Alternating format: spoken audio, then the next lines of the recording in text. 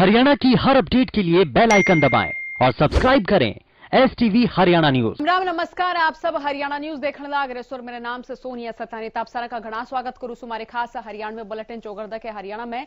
तो आज इस बुलेटिन की शुरुआत करेंगे एक बड़ी और अहम खबर की गई। बड़ी खबर जो कि इस वक्त फरीदाबाद से सामने आ रही है। पूर्व कैबिनेट मंत्री विपुल गोयल ने तमाम प्रदेशवासियों को अंबेडकर जयंती की शुभकामनाएं दी हैं। देश और प्रदेशवासियों को अंबेडकर जयंती की विपुल गोयल ने शुभकामनाएं दी हैं। अंबेडकर जी का जन्मदिन उत्साह के साथ मनाया जाएगा। उन्होंने कहा कि बाबा भीमराव एक बहुत बड़ी महान शख्सियत थे। बाबा भीमराव ने 36 बिरादरी का भला किया। पूर्व कैबिनेट मंत्री विपुल गोयल ने कहा। उन्होंने कहा कि बाबा भीमराव की बदौलत जी रहे हैं आज समानता का जीवन। अंबेडकर जयंती हर्ष और उल्लास के साथ हर किसी को मनानी चाहिए। समता का अधिकार मिला, समानता का अधिकार मिला। पूर्व कैबिनेट मंत्री विपुल गोयल ने अंबेडकर जयंती की देश और प्रदेशवासियों को शुभकामनाएं दी हैं। शुभकामनाएं देते हुए उन्होंने अपने विचार साझा किए हैं। उन्होंने कहा है कि बाबा भीमराव अंबेडकर की बदौलत आज तमाम नागरिक समता और समानता के अधिकार से जीवन यापन कर रहे हैं। उन्होंने कहा कि बाबा भीमराव ने 36 बिरादरियों का भला किया। हर बिरादरी के लिए उन्होंने समान कार्य किए। हर बिरादरी को अधिकार दिलाने के लिए उन्होंने जीवन भर संघर्ष किया। अंबेडकर जयंती हर्ष और उल्लास के साथ मनानी चाहिए। अपनी शुभकामनाओं के साथ उन्होंने तमाम देश और प्रदेशवासियों से आग्रह भी किया है कि बाबा भीमराव की जो जयंती है उस जयंती को हर्ष और उल्लास के साथ मनाना चाहिए और अंबेडकर जी का जन्म दिवस उत्साह के साथ मनाया जाएगा। ये अहम खबर। ज्यादा जानकारी के साथ राजा पटेल हमारे साथ जुड़ चुके हैं। राजा, यहाँ पूर्व कैबिनेट मंत्री विपुल गोयल ने बाबा भीमराव अंबेडकर की जयंती को लेकर शुभकामनाएं दी हैं, संदेश भी दिया। क्या अपडेट? बिल्कुल, देखिए सोनिया, मैं आपको बता दूं कि पूर्व उद्योग मंत्री हैं जो उन्होंने साफ तौर पर बयान दिया है। साफ तौर पर प्रदेशवासियों को बाबा भीमराव अंबेडकर की जयंती पर कहीं ना कहीं शुभकामनाएं दी है। वहीं फरीदाबाद में मैं आपको बता दूं कि 14 तारीख को भीमराव की जो जयंती है उसको कहीं ना कहीं बड़े धूमधाम से मनाया जाएगा। मैं आपको बता दूं मुख्य अतिथि के रूप में पूर्व कैबिनेट मंत्री विपुल गोयल, केंद्रीय राज्य मंत्री कृष्ण पाल गुर्जर, कैबिनेट मंत्री मूलचंद शर्मा और तमाम जो फरीदाबाद के विधायक है वो कहीं ना कहीं इस कार्यक्रम में शिरकत करेंगे। मैं आपको बता दूं कि साफ तौर पर लोगों से अपील की है कि बहुत ही अच्छे शख्सियत कहीं ना कहीं भीमराव अंबेडकर थे, उनसे हमें सीख लेनी चाहिए। उन्होंने हमेशा समाज को जोड़कर रखा। तमाम ऐसे मैसेज कहीं ना कहीं विपुल गोयल देते हुए नजर आए। जी, बहुत शुक्रिया राजा तमाम जानकारी के लिए। तो यहाँ ये कार्यक्रम बाबा भीमराव अंबेडकर जयंती पर आयोजित किया जाएगा जिसमें पूर्व कैबिनेट मंत्री विपुल गोयल भी शिरकत करेंगे। शुभकामनाओं के साथ साथ उन्होंने तमाम देश और प्रदेशवासियों को संदेश भी दिया है। उन्होंने कहा है कि बाबा भीमराव अंबेडकर का पूरा जीवन संघर्ष में गया। तमाम लोगों के, तमाम बिरादरी के लोगों को समता और समानता का अधिकार दिलाने के लिए उन्होंने तो चलो ये खबर की ओर बढ़ ले। हाँ, जो कर आप सब ने बेरा से कि हरियाणा में भी कोरोना के आंकड़े बढ़न लाग रहे, नाइट कर्फ्यू भी लग गया से।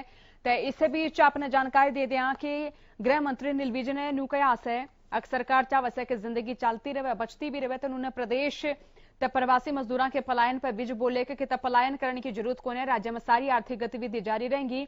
अधिकारियों ने आदेश दे दिए गए कि कोरोना के प्रोटोकॉल जो समय सख्ती से लागू कराए जा। गृह मंत्री ने कहा कि कोरोना के बढ़ते मामले के मद्देनजर प्रदेश सरकार ने रात्रि ने कर्फ्यू लगाने का फैसला कराया जो कि सख्ती से लागू करा जा रहा है। इस दौरान किसी भी गैर जरूरी मूवमेंट की आज्ञा नहीं दी जाएगी।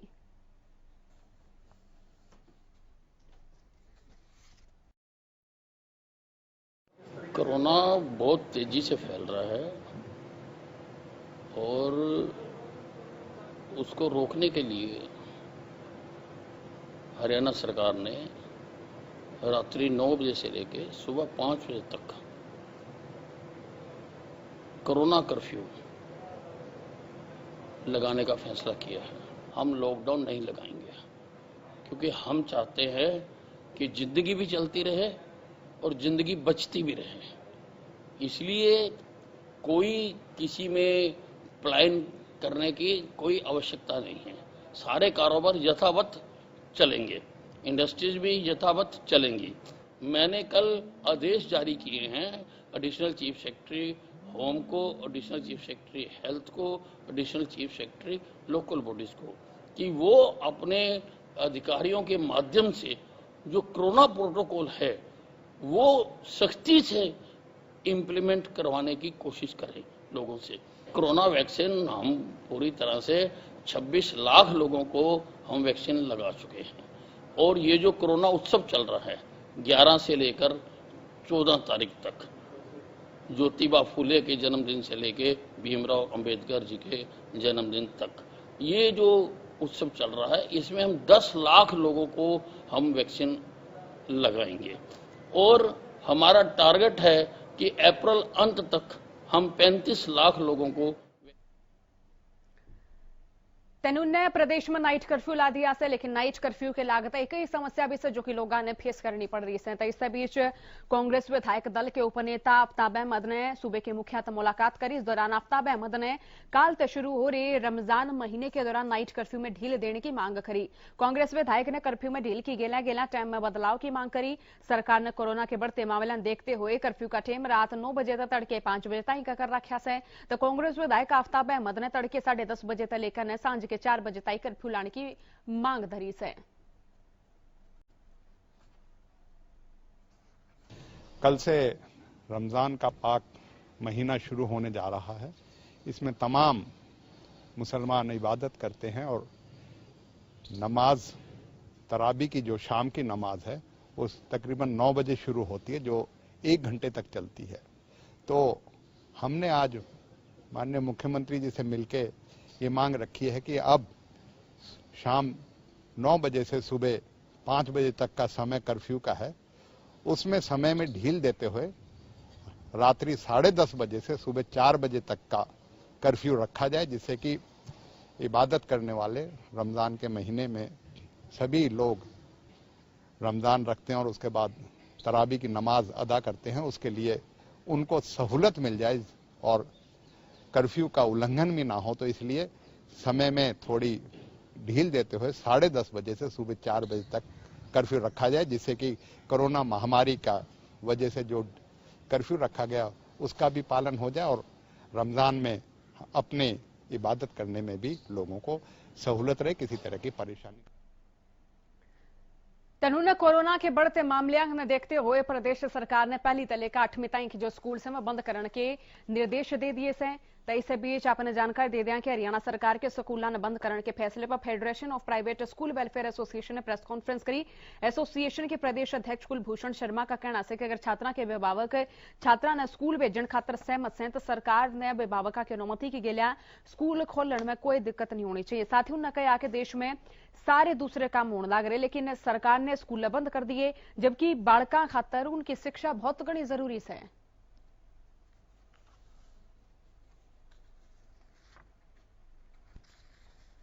प्रदेश खुला है, देश खुला है, बंगाल में इलेक्शन हो रहे हैं, लाखों की उसमें जो है तादाद में लोग रैलियों में भाग ले रहे हैं, असम में भाग ले रहे हैं जो किसी से छुपा नहीं है। धार्मिक संस्थानों में भी जो है लोग पूरी संख्या के साथ जा रहे हैं। अभी कुंभ का भी आयोजन होने वाला है जिसको सरकार ने परमिशन दी। तो ये नन्हे मुन्ने बच्चों की शिक्षा ही जो है क्या इसकी वजह से ही कोरोना, क्या बच्चे कोरोना फैलाते हैं? स्कूल बंद कर दिए जाए और वो भी सिर्फ एलिमेंट्री एजुकेशन।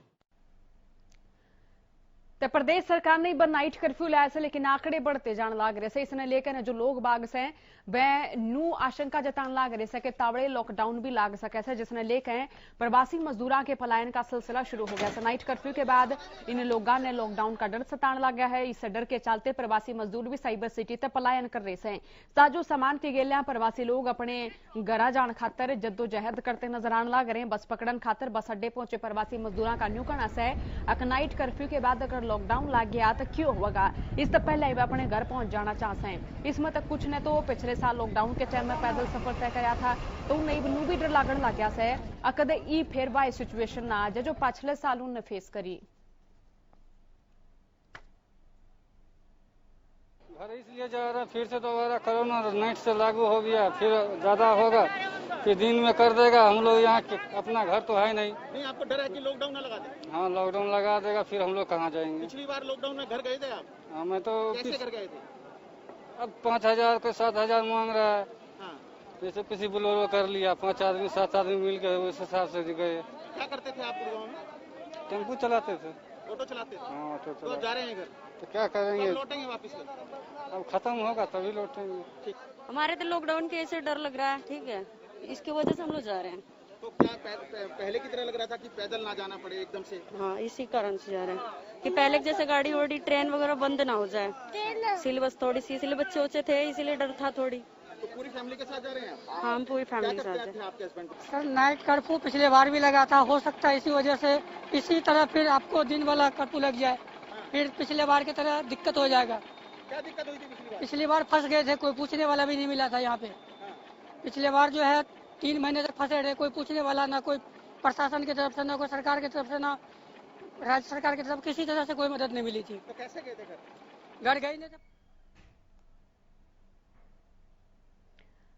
तर प्रदेश में न्यू जॉइन आईएएस अधिकारियों की गेल्या लगातार नेता मीटिंग करने लाग रहे सर। प्रदेश का जो क्रियान्वयन है वो समझाते हुए भी नजर आने लग रहे। इस बीच हरियाणा ब्यूरो पब्लिक इंटरप्राइजेस के चेयरमैन सुभाष बराला ने मंगलवार ने चंडीगढ़ में अपने कार्यालय में न्यू ज्वाइनिंग आईएएस अधिकारियों के लिए एक अनौपचारिक बातचीत करी। इस मौके पर उन्होंने युवा प्रशासनिक अधिकारियों को शुभकामनाएं देते हुए कहा कि वे अपने परिश्रम के बलबूते पर देश की सबसे बड़ी सिविल सर्विस ने पास करके नाड़े ताई आए हैं। इस परीक्षा ने जीवन का लक्ष्य न मानकर मात्र पड़ाव समझ जनता की सेवा खातर हमेशा मानसिक और शारीरिक रूप से तैयार रहे।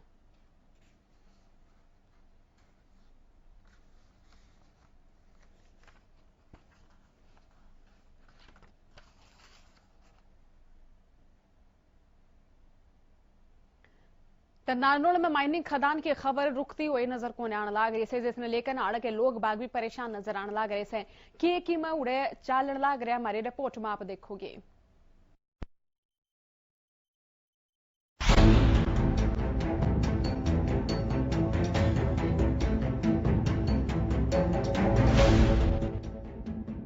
जब जब हलन आवस है तो जमीन के घर की छत भी हलन लाग जाते।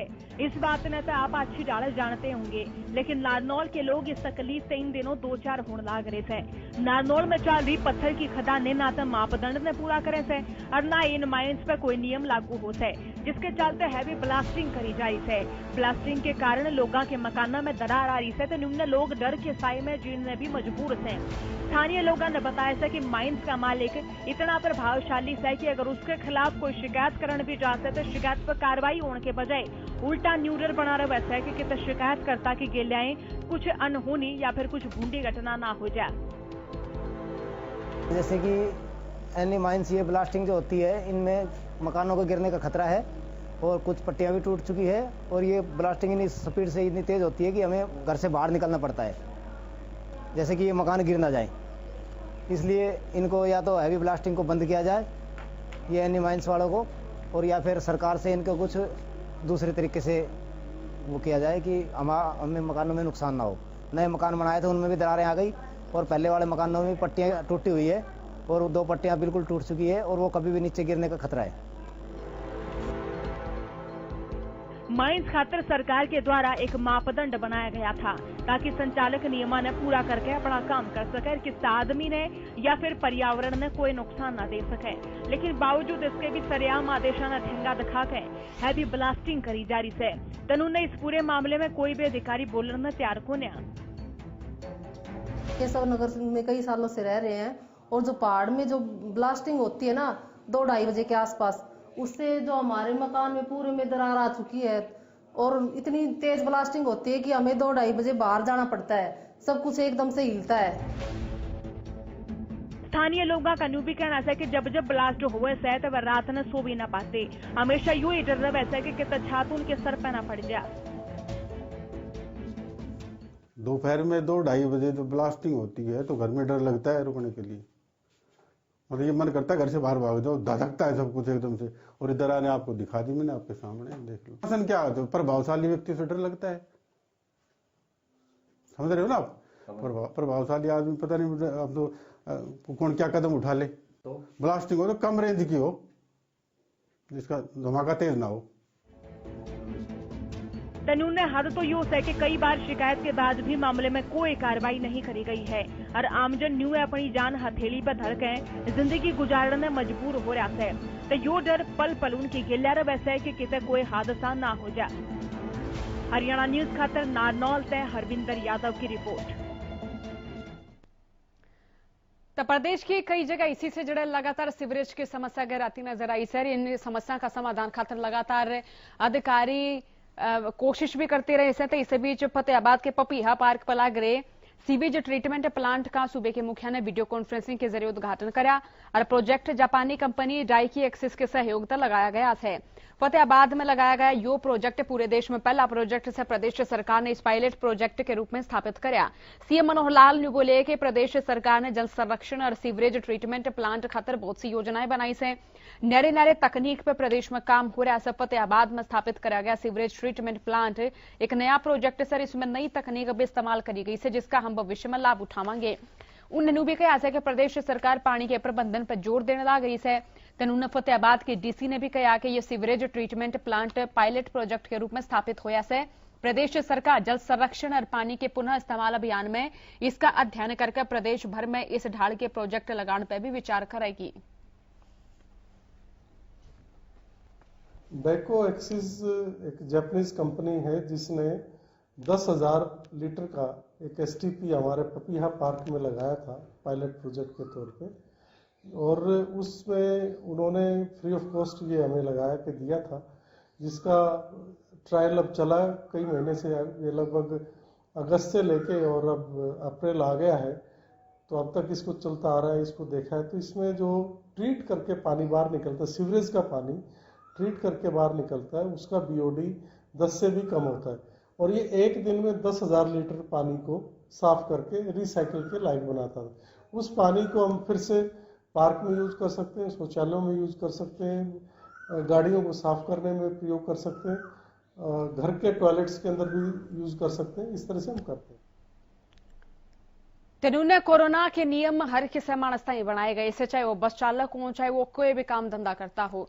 तो इस बीच आपने जानकारी दे दिया कि कोरोना के बढ़ते संक्रमण के चलते एक और तो नाइट कर्फ्यू लाया जा रहा है, तो दूसरी ओर यातायात ने देख के भी लगातार सरकार की ओर एहतियात भी जारी करी जा रही है। तो पानीपत के संजय चौक तक निजी बस ऑपरेटर बस चालक यूपी के विभिन्न क्षेत्रों खातर हर रोज रवाना हुए हैं। जब हरियाणा न्यूज की टीम ने शिकायत मिलने पर एक बस की मौके पर जाकर जांच करके देखी तो हैरानी हुई कि बस में ठूस ठूस के सवारी भरी जाने लग गई थी।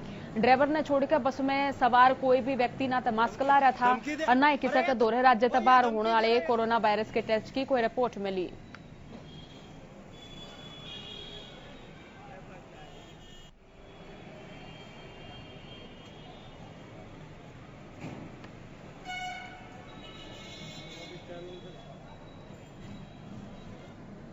देखिए इस समय हम संजय चौक पर, और मैं दिखा दूं कि ये देखिए यूपी की बस है, यूपी 27 61 51। अब ये जहां के लिए भी जा रही है, आसपास सवारी देखिए कितने लोग मास्क लगा रहे हैं, कितने लोगों ने देखा है। और मैं आपको बस का मुआयना करवाऊंगा। हाँ भैया, कहाँ जा रहे हैं आप लोग? कहाँ जा रहे हैं? बरेली। बरेली जा रहे हैं। मास्क कहाँ है आपका? मास्क ये रुमाल है रखा है। कोई टेस्ट करवाया आपने? नहीं। मैं बस के अंदर भी लेके चलूंगा। ये देखिए स्थिति, देखिए स्थिति, बस की स्थिति देखिए भैया। हाँ, ए ड्राइवर साहब, क्या नाम है आपका? क्या नाम है? बोरे नाम है। आप इन्हें इस तरीके से भर रखा है, कोई मास्क नहीं है, कुछ कहाँ लेके जा रहे हो? मास्क भी नहीं है, कुछ नहीं। उनसे बोलो वे लगवा के ना मास्क। ये देखो सवारी है। मैं कहूंगा एक बार कैमरामैन को देखिए, इस बस के अंदर अगर आप देखें तो कहीं भी जो है मास्क नहीं है। और जिस तरीके से आप ये अंदाजा लगाएं कि इस तरीके से ये प्राइवेट जो बस है, आप देख रहे हैं कि किस तरीके से प्राइवेट बस फुल भरी हुई है। आइए, आपने खुद मास्क लगा रखा है, इनको क्यों नहीं बोल रहे मास्क के लिए? अब कई बार बोलने का मतलब क्या?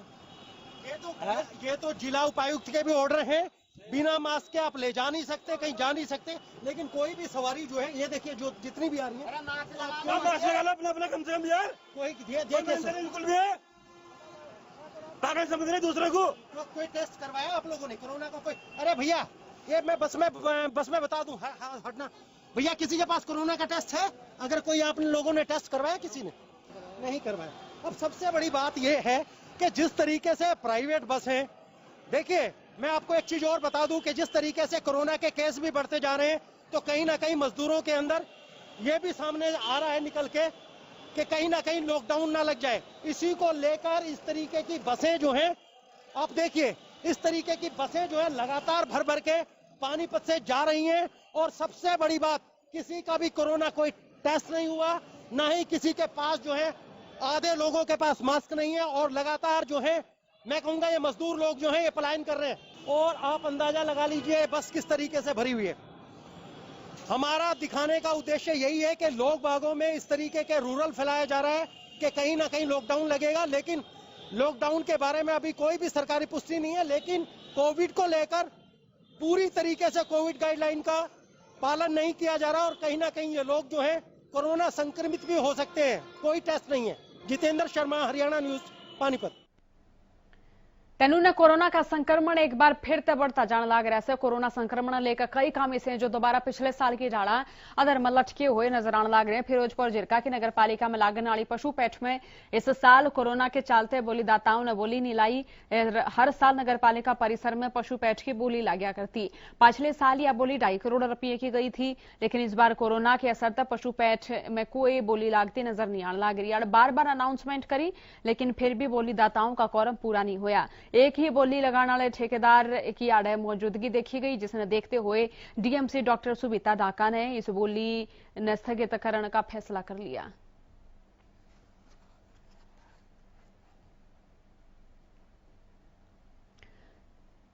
तेनू तो हमारे चैनल पर खबरा का सिलसिला तड़के तलेकर सांझ ताई लगातार जारी है, लेकिन आज खातर हमारे बुलेटिन में इतनी खबर से देखते रहियो थारा अपना चैनल। राम राम सारे ने।